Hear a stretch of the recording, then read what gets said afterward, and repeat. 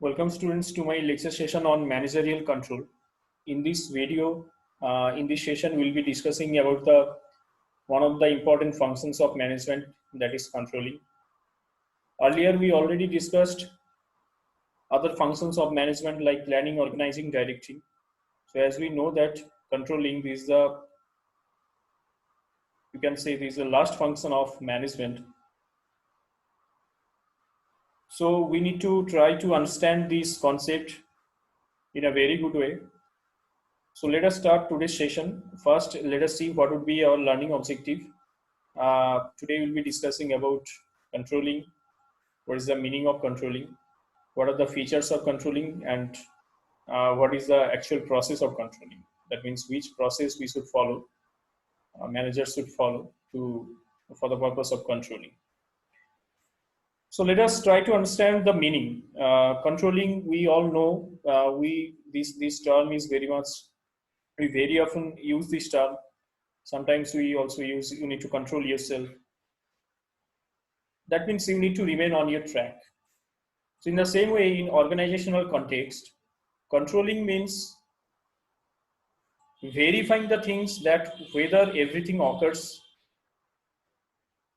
according to the plan that was adopted, according to the instruction that was issued, and according to the principles that was established. That means we need to review the things are on its place or not, things are going on the right direction according to the plan, according to the principles, according to the instructions. So that is called controlling.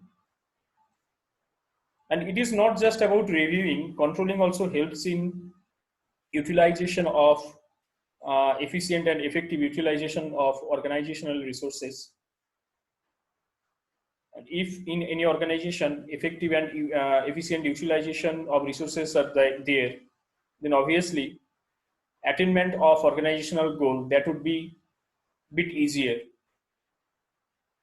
And it also measures the deviation from the standard performance. That means it measures the actual performance and to what extent it got deviated from the standard performance. Controlling also gives an idea about this, and it is also helpful for discovering the causes of such deviation. If the deviation is negative, obviously strong steps has to be taken by the managers. Strong corrective actions needs to be taken by the managers. So this is about controlling. So if I go by the definition, like a lot of definitions are available by few behavioral scientists. Like here, we have mentioned two definitions. So according to Bridge, he was defining controlling like it is a systematic exercise which is called as a process of checking actual performance against the standard or plans which are with a view to ensure adequate progress, and also recording such experience as is gained as a contribution to possible future needs. So this definition was given by Bridge, and Donnell also has put his view here regarding this matter controlling. According to him, controlling is just managers need to act as a navigator. Like he's telling that uh, just as navigator continuously takes regarding to ensure whether is relative to a planned action, so should a business manager continuously take regarding to assure himself that his enterprise is also right course. Like a navigator, he also plans, he also take real actions to remain on track. So in the same way, a manager, a business manager also act in the same way as a navigator. Okay. So basically controlling has got two basic purposes. First thing first is that it facilitates coordination. Obviously for the purpose of controlling, it facilitates coordination, and it is also it helps in planning also. Like after controlling, after reviewing the process, if any changes are required, so next time the changes can be included in planning, or next time planning can be done accordingly. So it helps in planning also. So let us see what are the features of controlling function. Few features are there, like as we know, as we have already mentioned, that this is the end function. Controlling is an end function of management. Okay. So and next thing is that it is pervasive. It's a pervasive function. That means at all level, managers at the all level are associated with this function.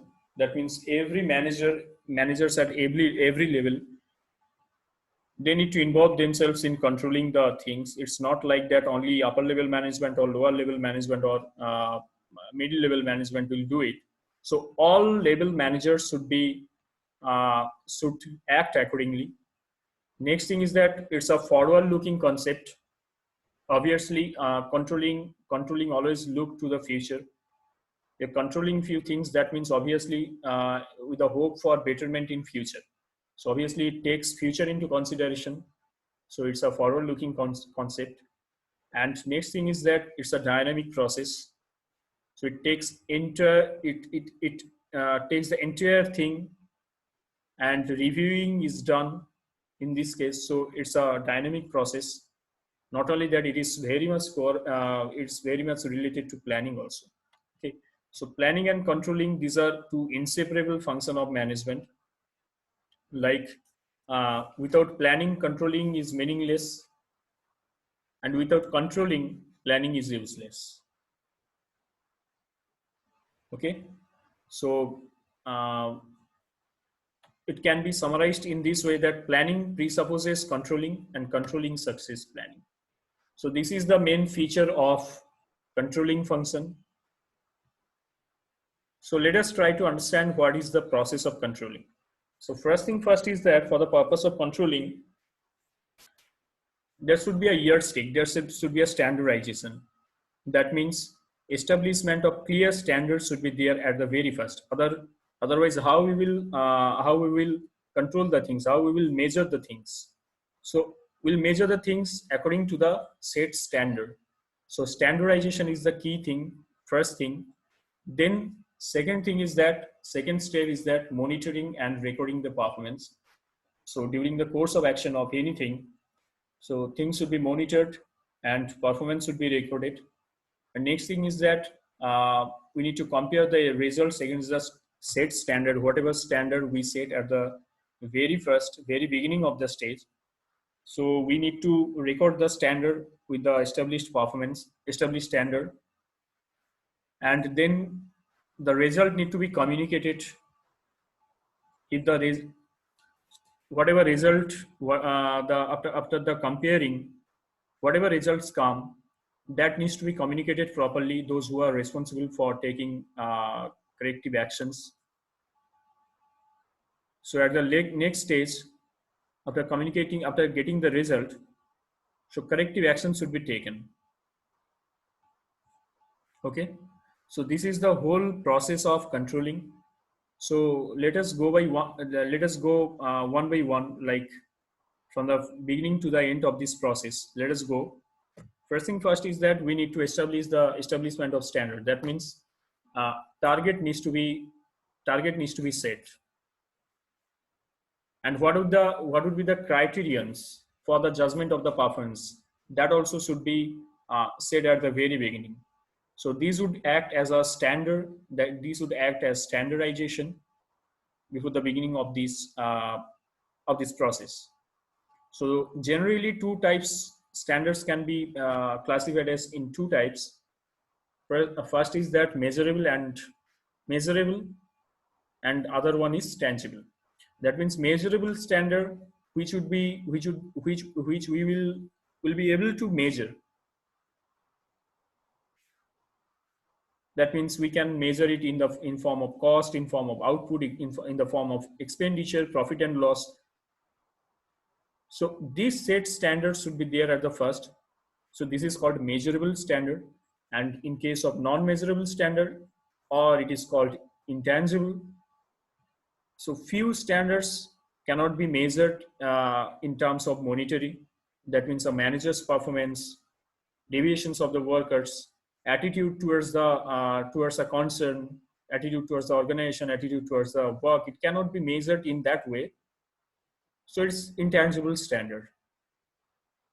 So controlling would become very much easier if standards are set at the very beginning. It would be very much easier. Next thing is that measurement of performance. So in this case, in the next stage, after setting the standard, during the course of action, we need to measure the performance. What is the actual performance? We need to keep our eyes on it. So constantly measuring of performance should be there for better controlling. Sometimes it becomes a bit easier to measure performance, and sometimes it becomes difficult, like in case of tangible standards. In case of tangible standards, comparatively it is easy to measure the performance, that like we can express it in quantitative terms in the form of unit cost, monetary terms. So what is the actual performance? We can measure it and we can communicate the result comparatively easy. But in case of intangible, the measurement of performance is bit difficult, though it can be done. Like it can be measured only by the attitude of the workers, whether the attitude of the work is good or not. What is the moral to what is the moral of the workers towards their work? Okay, so how they are communicating, how the workers are behaving. So it can be measured through. Sometimes it is done through weekly report or monthly report or quarterly report. So this is about measurement of performance. Okay. So once this is done, now next steps comes, that is called comparison of actual performance with the standard performance. That means at the very beginning, if you remember that we already set standard at the very beginning. So we already measured the performance during the course of action. So now the term comes, now this is the time to compare the actual and the standard performance. And while comparing, this should be looked into it. We should look into it the matter that the extent of deviation and the causes of deviation. So when we are comparing the thing against the standard, if there is any deviation, so what is the extent of deviation? Managers need to analyze it. Managers need to look into it. And what are the next thing that they need to find out? What are the causes of deviation? So if the deviation is positive or the deviation is negative, that should be looked into it.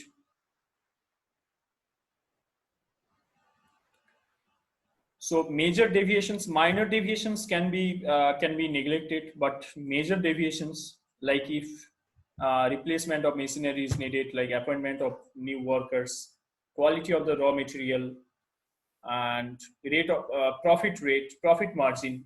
So these should be considered very carefully. Okay. So once this deviation is measured, the extent of deviation is measured. Now manager need to find out the various causes of deviation. Like what are the causes that lead to deviation? It can be because of planning, ineffective planning, because of lack of coordination. Deviation may also happen because of ineffective implementation. Deviation may also happen because of supervision, ineffective supervision or leadership, or ineffective communication also. So accordingly, steps should be taken. So this is about comparing actual and standard performance. Okay. Next thing is that making remedial action. Like once the deviations are measured with the help of comparison, and once the causes are found out, then the terms come, then this is the time to take the corrective or remedial actions. Okay, so manager need to take the remedial actions. Otherwise, doing all the things would not have any kind of utility if any kind of remedial actions are not taken. So taking corrective actions are needed. So two alternatives can be there, like taking corrective measurements for deviations, finding the root causes of the deviations, then taking the corrective actions. And if after taking corrective actions also, the actual performance doesn't conform with the norms, with the plans, then it should be regarded that there may be some kind of ineffectiveness may be there while setting the target. That means it may so happen that whatever target was set, it may not be logical, it may not be feasible. So in that case, target needs to be revised, planning needs to be revised. So following up is very much important in this case. So from all these aspects, management controlling is very much needed, and it should be exercised by the managers in a very befitting manner. So thank you all of you. In my next class, we'll discuss about the various tools that are used in controlling. So thank you for your patience.